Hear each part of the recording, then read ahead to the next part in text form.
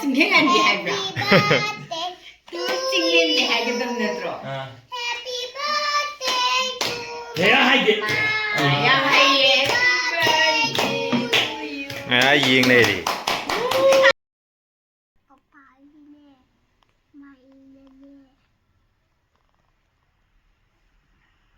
Masih like story jo. Sonda papaya maina ne. Pineapple ipio. Pineapple ipio. Rồiฉันดีได้ปะปั๊มเมียให้เถอะให้เจ้าโล Mà mít quy nghĩ rồi. Lại chứ cái chú lấy bro. Blue color đó lấy bữa lại chứ cái nào. Let's go.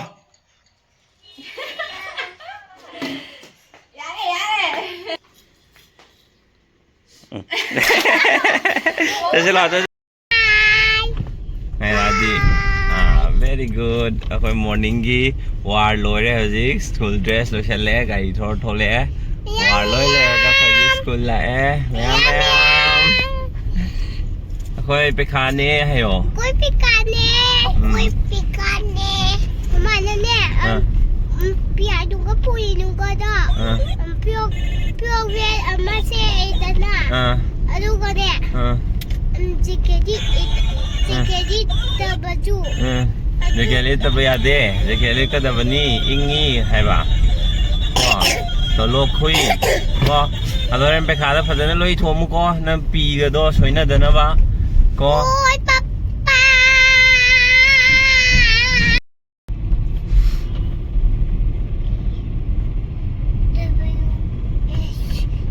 lo kuma lo thing ni lo ne si se sang o si sang ge lo se ya lo se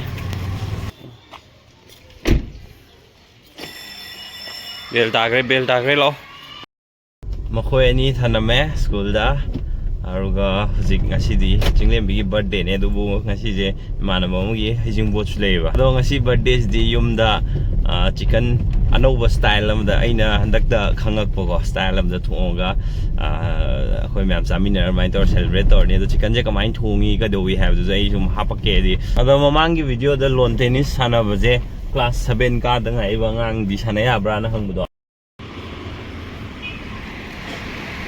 से वाथम लेरक सोम ममांग लोम दे लागबदा काइन dental clinic सिले हरनी ना और मनिंग लोम दे स्ट्रेट चलगा सोम द राइट लोम द थिए दना रो सेंट्रल स्कूल लम फेल लेनेबा अदु दगी चलगा आईडीटीए नम ले अरेजा कोई लोन टेनिस से अंगांग मसा दे देम फनाम सॉर बो लोय तंबे ai मोगी फी तोवान थीरो को एडमिशन के का तोरगा काइन डेंटल क्लिनिक मनुंग दगी सुमाइन उई मरा मई सिगिजे हांगबजे इन हांगमद्रेबको थबकसे खर चिनमनबदगी अदो हजिकती असीदी माय बर्थडे होनिना इना हांगबिरे सिलोरगे चखौब सतनबगी मु सेम सादने हरदी मैम अदो या तरा फाबे याब्रा हंगबदो अदुसु याई को या तरा फाबसु याई प्राइस सी मखन मखन ले या तरा फाबे जे क्लिनिक ता लागा डॉक्टर गा तानरगा दुम लोय खंगनी मैम दुम लेंजन बिरो मैम सिगी फंबम जिगी केनो जे अखोय पामु जुबै जांगी मोट की दना बान चेरंग जो लो थोक्रिन अदा सिदि शेगाय रे दन लो थोगे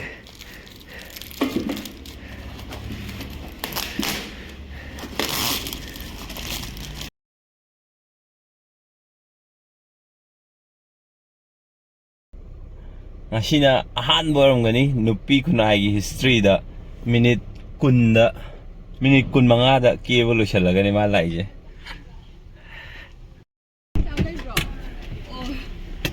mana ngasi si kieba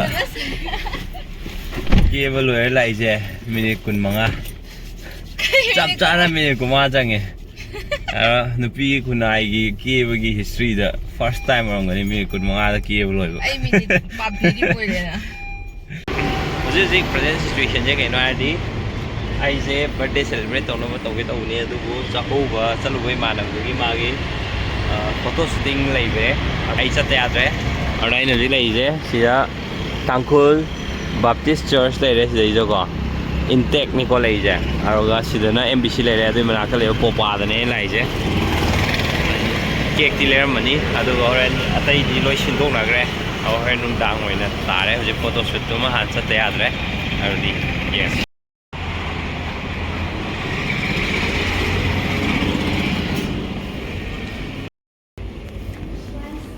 ꯔꯦꯗꯤꯃꯦꯗ ꯀꯦꯛ ꯑꯝꯇ ꯂꯧꯒꯦꯕ 1 kg ओके ओके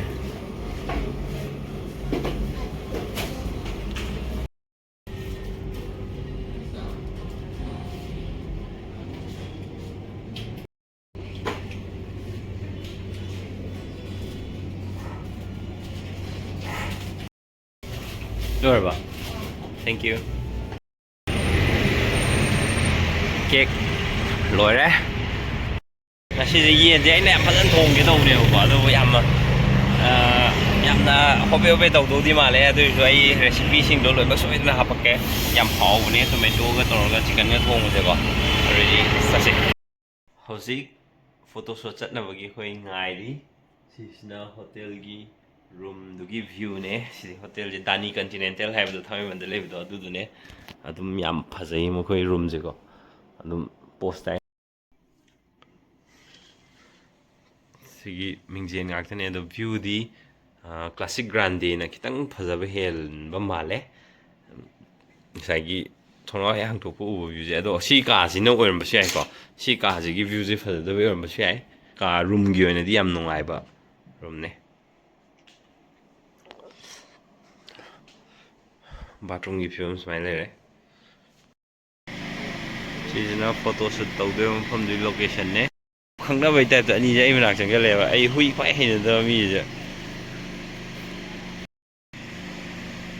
लोकेशन जी याम फजरे सिगी मोटर के no ngangi jim tang ngangdredi yam thine chikkada mafam ne Koithel ne Pitambara school leibdo du hek nakanda ningsing kol hena yam phajai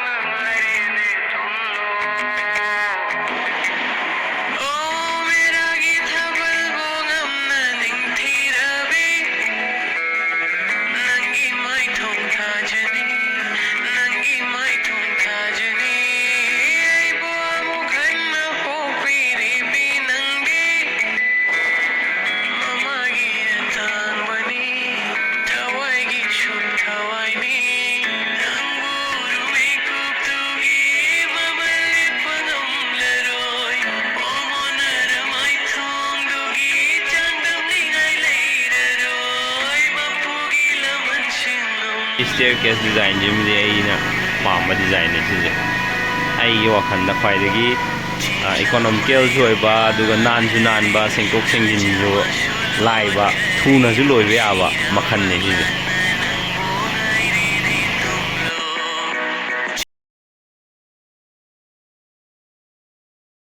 yam thina phajaba property ne sije yam phajai mafam jego ado makata video di yum doi namage yen thong video doi thengna je ma'am jasi ai huji hale traffic jam ma'am jiga timing jong pung ji adre pung mari mokhai tare plan ji si kitang late chat le hai tare warning call ma'am um ju la krai je yum jong no kan thori du hayeng gi magi kind dental clinic ki pochai khas lega da leiba adu gi su nang beng si ai ji yum yo re ado ai ne jang sai abdo horage nga yen thong ba te process ka samane heli je tomato je atai yen thong du yam ha de do ai si di yam hap tu ne aroga sai gi yen je marinate se loi tor thamme si marinate to yen je si za whistle ama kha kamalaga phuto ni kam thoni am kha kam thoni ade matungda yen ngꯧꯕꯒꯤ process ꯃꯌꯥꯝꯗꯨ ꯂꯣꯏ ꯇꯧꯔꯒ ꯁꯤꯁꯦ ꯍꯥꯞꯆꯟꯗꯣꯏꯅꯦ ꯏꯁꯝ ꯁꯝꯕ ꯄꯣꯠꯅꯦ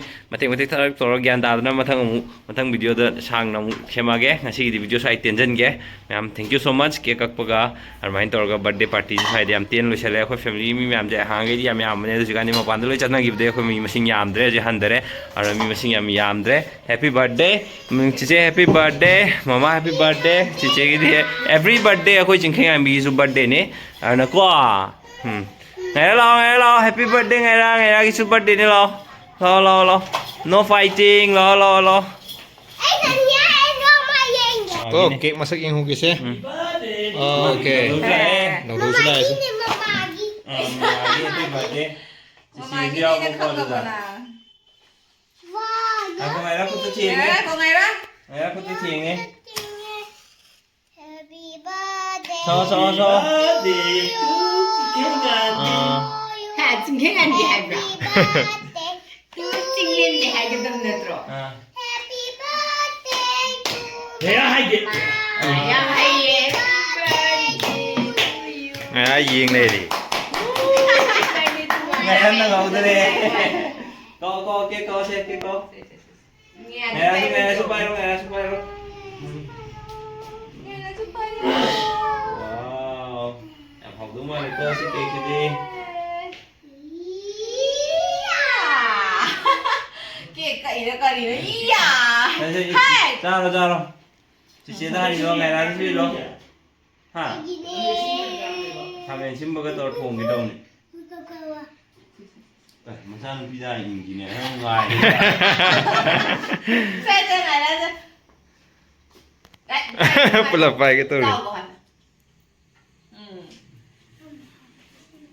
Ngồi đấy chị đi. Ê, tôi vô đi. Đây. Anh nhớ là cái lết Có này. mấy xem không? Mình đi Ai chơi bữa rồi Sao nhỉ? Ấy để tìm. Xem. Thế là lên là mìnhจะเป็นรู้สึกบ่cái làm chuột bẩn rồi. Sifon game lah, Cái semua này ya. đâu tụ. Ah. Kita lagi.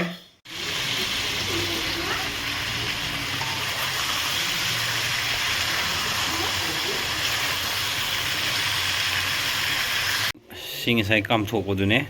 Sigi kam thok podu ya poche pulap. Ijang sai tomato hap ke do mai pra paste semena. Se pulap haijal lani ba. Aruga sigi mahi je kangna ba dung ngaurani ba. Aruga dum loire. Horen loire ga ngias. Sai Sigi yen khutong ina khwai dei lai ba aduga yen muli mundi hai problem tu lai to makhan ne. Si sina ngaira gi ne. Sina nga sai thong gi ba do. Masak siya. At na dum hawa yun si.